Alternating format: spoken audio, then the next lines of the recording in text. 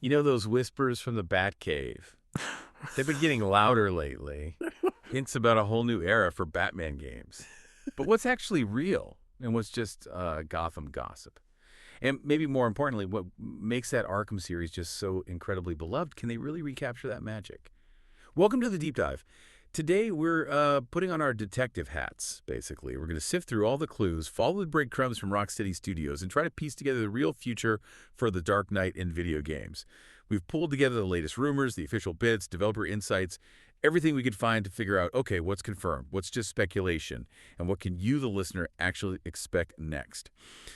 We're hunting for those little nuggets, those details that show the path forward. And I have to say, as someone who really values a good narrative-driven single-player game, especially with some recent trends, I'm genuinely excited to see where this leads. So let's just dive right in with the big one, right? This is the news that's really got the bat signal shining bright. Reports are flying around that Rocksteady Studios, the originals, the Arkham masterminds, they are reportedly hard at work on a new single-player Batman game. And the strong suggestion is this is probably part of the Arkham universe itself. Yeah, and what's really fascinating here, it's not just the news itself, is it? It's the why, the strategy behind it. This feels like more than just the change of direction. It's kind of a statement from Rocksteady. After the whole industry has kind of struggled with live service games, and especially thinking about the mixed reaction to Suicide Squad, Kill the Justice League, this return to their narrative roots, it signals maybe a shift. Maybe publishers are getting more confident again in those proven single-player formulas. It's like Rocksteady's saying, look, we know what we're good at, and we're going back to it instead of chasing the latest trend. Sources like ASUSA, they've been pretty clear this game, single-player, totally steering away from live service or multiplayer stuff. Okay, that definitely clarifies things. And I think for the longtime fans, that's a huge signal. Yeah. A really important one. Now, obviously, a big new project like this, what are we thinking timeline-wise? When could we actually see something? Well, it's definitely confirmed they're working on it, but it's still pretty early days, early phases. So the expectation is it's going to be several years, probably quite a few years before we actually get our hands on it. It's, a hopeful sign for everyone who loved that original Arkham feel. But yeah, patience is key here. Definitely. Patience indeed. And speaking of that original experience, there's this other big rumor that's really got people talking, an Arkham Asylum remake. And this isn't just like a quick polish, is it? The talk is built from the ground up. That's the word, yeah, a ground-up remake, which is, that's a massive undertaking. If that's true, it really says a lot about how committed they are to the series foundation. You look at reports from places like ASUSA, NoobFeed, various YouTube channels are picking it up. They're suggesting release estimates for this Asylum remake could be maybe as early as 2026. 2026. And what's interesting, if you connect the dots, is the possibility that this remake could actually be followed by the brand new Rocksteady Batman game, maybe launching somewhere between, say, 2027 and 2029. That's based on what places like Screen Rant, NoobFeed, and 80.lv are suggesting. Right. So if we try and piece together this potential timeline from all these sources, we've got an Arkham Asylum remake, possibly 2026, definitely in development. Then the new mainline Rocksteady Batman game, which is in early development now, likely landing somewhere between 2027 and 2029. Okay, that paints a clearer picture anyway of the next few years, assuming these plans stick. And thinking about the future, with a new game potentially that far out, speculation naturally goes wild about the story. And one idea that seems to have really grabbed people's imagination is, what if they pivot to Batman Beyond? Imagine that. Terry McGinnis, future Gotham. What kind of possibilities do you think a future Gotham opens up? Gameplay-wise, story-wise, beyond just how it looks, I'm thinking gadgets, new kinds of enemies, maybe even the moral questions of being Batman in this super high-tech, maybe kind of dystopian city. Oh, absolutely. The scope just explodes, doesn't it? Imagine Terry using stealth tech that, manipulates digital stuff, digital environments, or facing cybervillains in this city that's all neon and massive towers. And the moral side gets deeper too, right?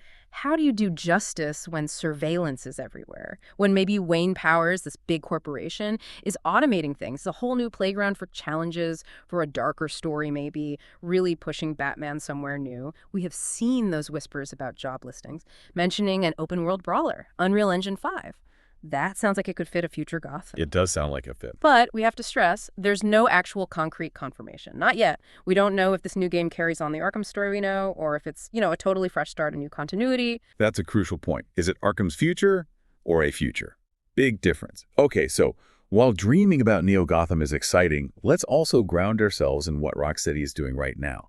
I've definitely heard some good things, some positive buzz about Batman. Arkham Shadow over in VR.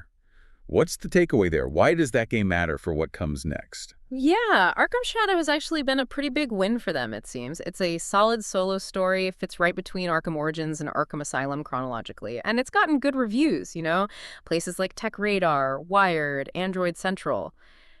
They're praising the combat, the detective stuff, how immersive it is. Okay. And its success, it's more than just like a nice little side project. It's kind of a confidence boost, right? For Rocksteady, it proves they still have those core skills, the storytelling, the combat design, even when they're working with new tech like VR.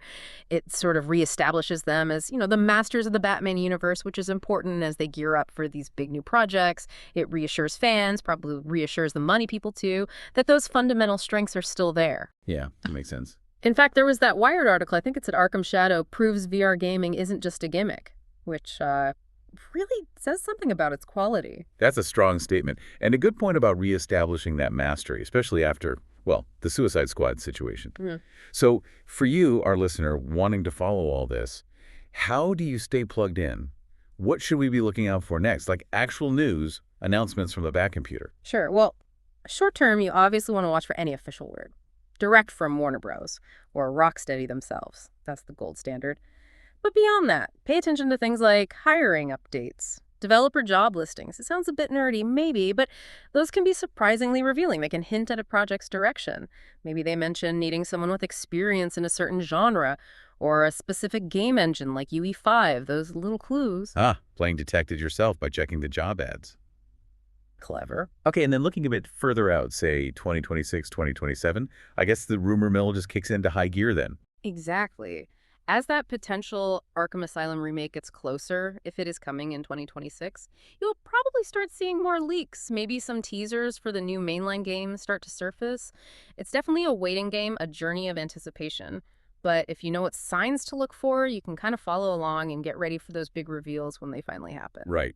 So wrapping up our deep dive today, Yeah. feels like we've uncovered some pretty solid signs. Rocksteady is definitely back in the single-player Batman business. That seems clear. We've got this really exciting possibility of an Arkham Asylum remake, maybe kicking things off potentially as soon as 2026.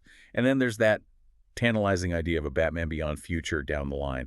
Plus, the current success of Arkham Shadow in VR really does seem to bolster confidence in their narrative focus. Yeah, the excitement is definitely there, isn't it, for what's next for Batman in games. It really feels like maybe the return of a classic era, something like that. It really does. Okay, so here's a final thought for you, the listener, to kind of chew on. Given Rocksteady's incredible track record, their history with Arkham, how do you think they'll pull it off? How do they innovate, keep things fresh, but still stay true to that universe people love so much? Especially if they do make that big jump to Batman Beyond.